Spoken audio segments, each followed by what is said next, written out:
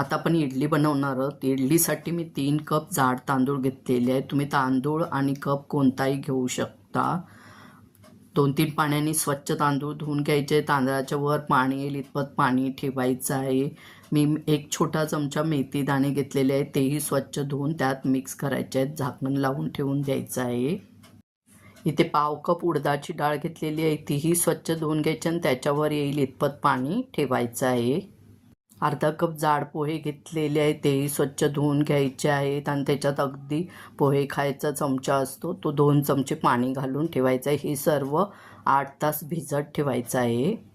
8 तास झालेले आहेत। मी तांदूळ पाण्यासकट सर्व भांड्यामध्ये ओतलेले आहेत, पण मी ते पाणी पूर्ण नंतर काढून टाकलेलं आहे आणि अर्धा वाटीच पाणी घातलेलं आहे, तरीसुद्धा माझं मिश्रण इतकं पातळ झालेलं आहे।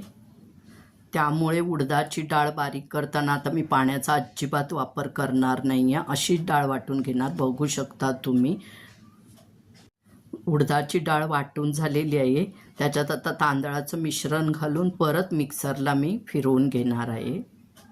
उडद्याच्या डाळीचं मिश्रण झालेलं आहे, ते आता आपण भांड्यात काढून घेऊया। पोहे आता आपण बारीक करून घेणार आहोत। त्याच्यातसुद्धा मी ते तांदळाचं मिश्रण घालून पोहे फिरवून घेणार आहे।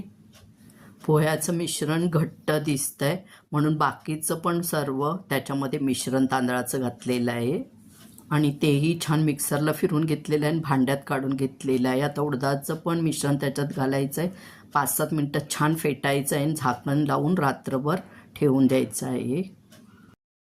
बघू शकता दुसऱ्या दिवशी पीठ छान वर फुगून आलेलं आहे। त्याच्यात 1 चमचा मीठ घालून मिक्स करून घ्या। प्लेटला तेल लावून घ्यायचं आहे आणि त्याच्यामध्ये मिश्रण चमच्याने घालून घ्यायचं आहे। इडलीच्या भांड्यात 2 ग्लास पाणी घातलेलं आहे आणि प्रीहीट करून घेतलेलं आहे।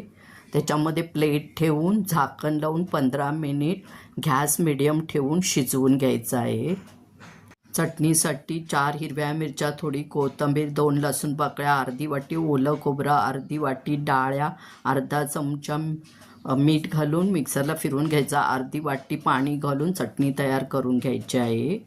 फोडणीसाठी 1 चमचा तेल, अर्धा चमचा मोहरी, चिमूटभर हिंग आणि 5-6 कढीपत्त्याची पानं घ्यायची आहेत।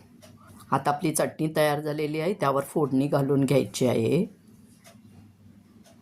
चटणी ते एकदम मस्त झालेली आहे। 15 मिनिट झालेले आहे। प्लेट बाहेर काढून घ्या आणि थोडंसं गार करा आणि मग नंतर इडल्या काढा। इडल्या एकदम मऊसूत झालेल्या आहेत, तर अशा करून बघा, खा।